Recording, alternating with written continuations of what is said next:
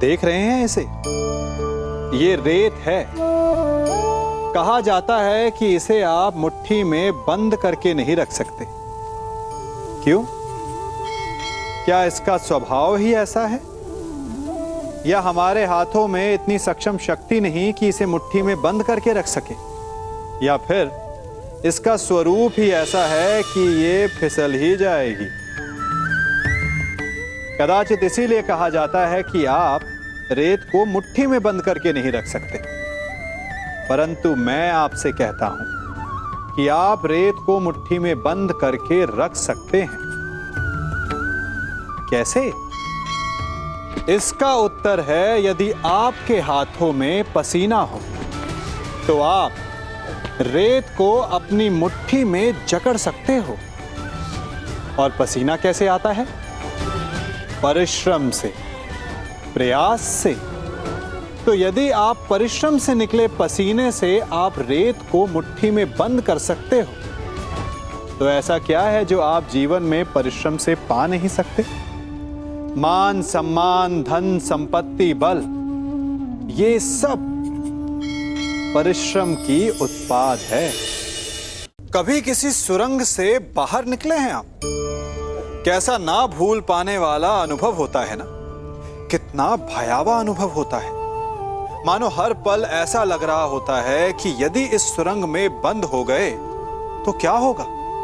कैसे निकलेंगे इस सुरंग से? सर्वत्र अंधकार होता है। परंतु यदि आप ध्यान से उस सुरंग के मुखाने पर देखें तो वहां सदा प्रकाश होता है, और उस प्रकाश तक वही पहुंच पाता है जो सुरंग की छोर तक पहुंच पाए। और ऐसा ही हमारा जीवन भी है। इसी प्रकार कई बार हम स्वयं को निराशा की सुरंग में पाते हैं, जहां बाहर जाने का मार्ग नहीं सूझता। मानो जैसे जीवन आनंद सब समाप्त हो जाएगा। परंतु ऐसी परिस्थिति में ठीक उस सुरंग की भांति इस निराशा को समाप्त करने वाला आशा का प्रकाश उसे ही मिलता है जो निरंतर आगे बढ़ता रहे। यदि आपके जीवन में कभी भी निराशा आए, कोई भी समस्या आए, तो उसका समाधान है निरंतर प्रयत्न करते रहना। प्रयत्न करते रहिए, आपको सफलता अवश्य मिलेगी। हम सभी कभी ना कभी, कहीं ना कहीं अपने जीवन में यात्रा अवश्य करते हैं। हमारी यात्रा में कभी पक्के रास्ते आते हैं तो कभी कच्चे रास्ते। पक्के रास्ते मनुष्य बनाता है, और कच्चे रास्ते जानते हैं कैसे बनते हैं?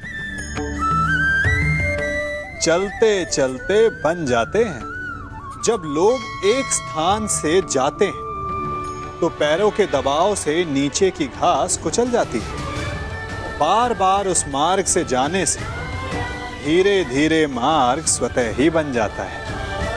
और यही जीवन है, यही नियति है। जब आपके जीवन में आपको मार्ग ना मिले तो रुकिए नहीं, आगे बढ़ते रहिए, और आपके पैरों के दबाव से मार्ग स्वतः ही बन जाएगा। वृक्ष से टूटकर गिरे पत्ते को तो आप सभी ने देखा होगा। वो कुछ ही देर में मुरझा जाता है, पीला पड़ जाता है, सूख जाता है। वायु का वेग उसे उड़ाकर कहीं और ले जाता है, पैरों तले पिसता है, वर्षा के जल में गलता है। तो क्या यही अंत है? नहीं। इसके पश्चात क्या होता है वो विचारणीय है। एक पत्ता गलकर, सूखकर, पिसकर उसके अवशेष धरती में रिसते हैं और खाद बनते हैं, और उसके पश्चात वो खाद पेड़ की जड़ों में जाकर मिल जाता है और नवजीवन देता है एक और नए पत्ते को। अर्थात कहीं भी, कभी भी, कुछ भी ना अयोग्य होता है, ना बेकार होता है। इसलिए कुछ नष्ट हो जाने की चिंता करे बिना उसे आप समाज के हित में लगा दीजिए। विश्वास कीजिए, वो वस्तु, वो प्रयास कभी नष्ट नहीं होगा।